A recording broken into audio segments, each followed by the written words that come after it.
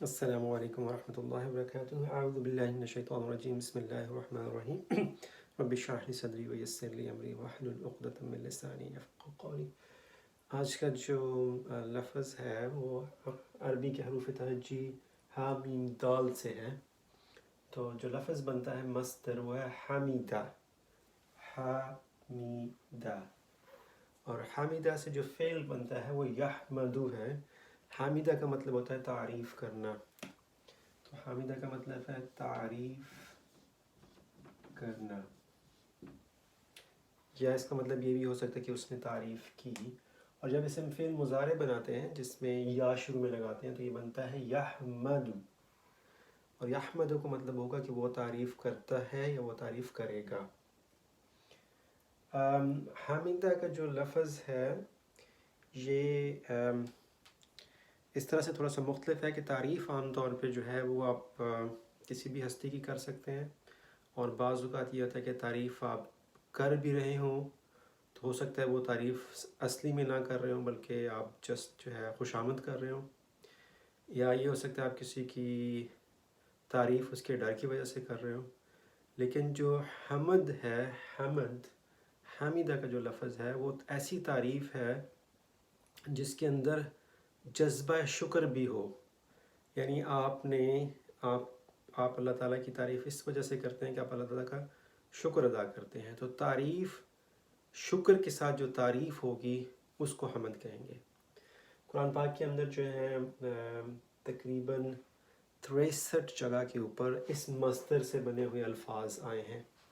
وہ کون سے ہیں؟ ان میں سے کچھ اسم ہیں اور کچھ فعل ہیں۔ تو پہلے ہم فعل کو دیکھ لیتے ہیں۔ تو یحمدو کی بجائے یحمدو استعمال ہوا ہے، یعنی یحمدو وہ تعریف کرتا ہے، اور یحمدو کا مطلب ہے اس کی تعریف کی جاتی ہے، یعنی یہ ایک قسم کا مجہول ہے، یعنی جس کی تعریف کی جاتی ہے۔ یحمدو اس کی تعریف کی جاتی ہے، اور یحمدو وہ تعریف کرتا ہے، تھوڑا سا مختلف ہے۔ تو جب انشاءاللہ تعالیٰ ہم قرآن پاک کی وہ آیت پڑھیں گے جس کے اندر یہ لفظ استعمال ہوا ہے تو ہم اس کو دیکھ لیں گے۔ تو ایک ہی فعل استعمال ہوا ہے، لیکن جو اسم استعمال ہوئے ہیں اس مصدر سے بنے ہوئے وہ کافی ہیں، اور اس میں سب سے پہلا جو اسم ہے وہ ہے الحمدو، جو کہ ہمارا اگلا لفظ بھی ہے الحمدو۔ تو یہ والا لفظ اس صورت میں جو ہے وہ تقریباً 45 دفعہ استعمال ہوا ہے الحمدو۔ آپ کو پتہ ہے کہ جب کسی چیز کے ساتھ ال لگاتے ہیں تو یا تو وہ چیز مخصوص ہو جاتی ہے یا آپ اس کی پوری جو جنس ہے وہ اس میں شامل ہو جاتی ہے۔ تو جب ہم الحمد کہتے ہیں تو حمد کا مطلب تعریف ہوگا، الحمد کا مطلب ہوگا ساری تعریفیں، جس طرح کی بھی تعریف ممکن ہے، یعنی تعریف ایز اے جنس، بطور جنس تعریف کی جتنی بھی شکلیں ہیں وہ ساری کی ساری سوچ ہیں، تمام تعریفیں، تمام ممکن تعریفیں جو ہیں تعریفیں، وہ بعد میں ہم دیکھیں گے کہ اس کے آگے کیا لفظ آتا ہے، لیکن الحمد کا یہ مطلب ہوگا، اور یہ 43 دفعہ قرآن پاک میں استعمال ہوا ہے۔ اب اسی طرح سے ایک لفظ حامدہ سے ہی بنتا ہے حامد۔ حامد کا مطلب ہوتا ہے تعریف کرنے والا، تعریف کرنے والا جو ہوگا اس کو ہم کہیں گے حامد، کرنے والا، ٹھیک ہے۔ اور قرآن پاک میں جو اسم جو ہوتا ہے اگر اس کے ساتھ ہم واو نون لگا دیں، یعنی حامدون بنا دیں اس کو حامدون، تو یہ بن جاتی ہے جمع، تو یہ بن جائے گا سب تعریف کرنے والے۔ تو قرآن پاک میں حامد نہیں آیا بلکہ حامدون آیا ہے۔ قرآن پاک کی ایک آیت ہے جس میں ان لوگوں کی تعریف کی جا رہی ہے جو کہ اللہ تعالیٰ سے ڈرنے والے ہیں اور اللہ تعالیٰ کے قریب ہیں، تو اس میں ایک جو ہے وہ حامد ہیں جو اللہ تعالیٰ کی تعریف کرتے ہیں۔ حامدون سارے وہ لوگ جو کہ تعریف کرنے والے ہیں۔ اب آپ کو یاد ہوگا کہ ہم نے رحمہ سے بنایا تھا لفظ رحیم۔ کیسے بنایا تھا رحمہ سے؟ کہ آپ نے اس کے نیچے زیر لگا دینی ہے اور اس کے آگے یا لگا دینا ہے، تو یہ بن جاتا ہے رحیم، اور رحیم کا مطلب ہوتا ہے انتہائی، رحیم کا مطلب ہوتا ہے ہمیشہ رحمت کرنے والا۔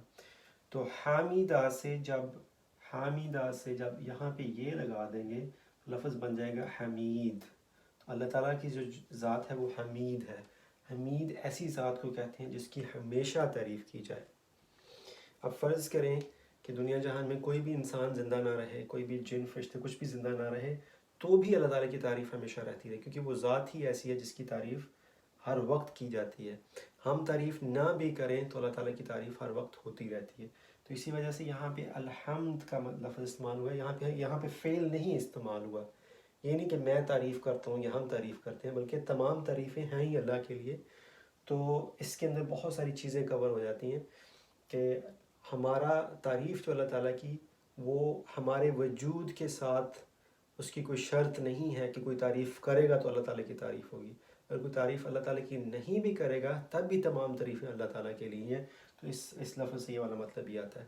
تو حمید ایسی ذات جس کی ہمیشہ ہمیشہ کے لیے مسلسل تعریف ہوتی جائے رہے، اس کو ہم حمید کہتے ہیں، اور یہ اسی طرح سے بنا ہے جیسے ہم نے رحمہ سے رحیم بنایا تھا۔ اس کے علاوہ ایک اور جو لفظ ہے، یہ حمید کا جو لفظ ہے وہ 17 دفعہ استعمال ہوا ہے قرآن پاک کے اندر، اور اس میں مختلف ناموں کے ساتھ آئے گا، عزیز الحمید یا دوسرے جو لفظ ہیں ان کے ساتھ ہوگا۔ ایک دفعہ جو ہے وہ محمود کا لفظ استعمال ہوا ہے، تو محمود جو ہے وہ نبی اکرم صلی اللہ علیہ وآلہ وسلم کا نام بھی محمود ہے، اور جو نبی اکرم صلی اللہ علیہ وآلہ وسلم کو قیامت کے دن جو مقام عطا کیا جائے گا، تو محمود ایک ایسا مقام جس کی سب سے زیادہ تعریف کی گئی ہو۔ تو محمود وہ مقام محمود، جو ہم دعا بھی مانگتے ہیں، اذان کے بعد دعا مانگتے ہیں اللہ تعالیٰ سے کہ اللہ تعالیٰ نبی اکرم صلی اللہ علیہ وآلہ وسلم کو مقام محمود عطا فرمائے، تو یہ وہ والا محمود ہے جو کہ قیامت والے دن سب سے اونچا مقام ہوگا، وہ نبی اکرم صلی اللہ علیہ وآلہ وسلم کو عطا کیا جائے گا۔ تو ایک دفعہ قرآن میں محمود کا لفظ استعمال ہوا ہے۔ تو یہ ہے حامدہ سے یحمدو، تو تعریف کرتا ہے۔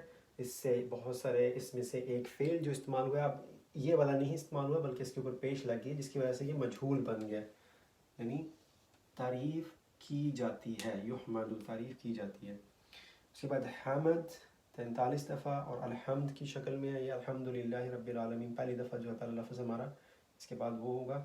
پھر حامدون تعریف کرنے والے، سب کے سب تعریف کرنے والے، جمع کا صیغہ ہے۔ حامد ایک، حامدون زیادہ، مسلم ایک، مسلمون زیادہ۔ جمع بنانے کے بہت سارے طریقے ہیں، لیکن ایک طریقہ اس میں سے یہ ہے کہ آپ آگے اون لگا دیتے ہیں۔ اس کے بعد حمید ہے ایسی ذات جس کی ہمیشہ تعریف ہوتی رہے، اور محمود ایسا مقام یا ایسی ذات جس کی تعریف کی گئی ہو۔ تو جزاک اللہ خیر، السلام علیکم ورحمۃ اللہ وبرکاتہ۔